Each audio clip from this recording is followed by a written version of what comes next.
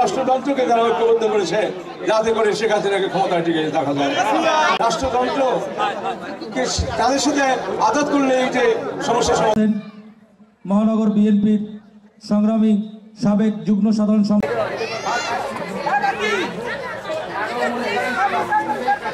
মাঝে এ পর্যায়ে বক্তব্য রাখবেন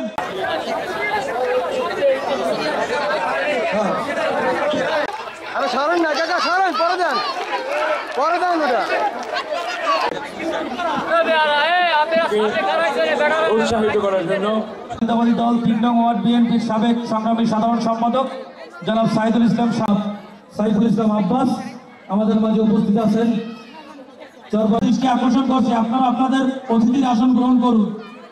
আব্বাস ভাই, তারিন ভাই আমাদের মাঝে উপস্থিত আছেন। শায়েস্তাবাদ ইউনিয়ন বিএনপি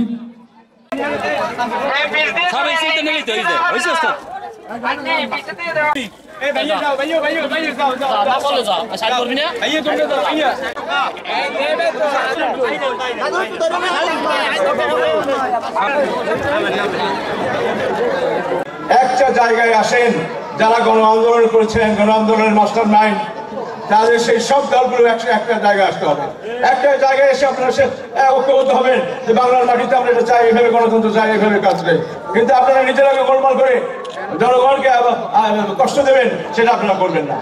আমরা জনগণের জন্য প্রয়োজন হলে আবারও আমরা যা পূর্বে বলেছি, আমরা এখনো বলছি, আবার প্রয়োজনে রাজপথে গিয়ে আমরা সেই একই কথা বলবো।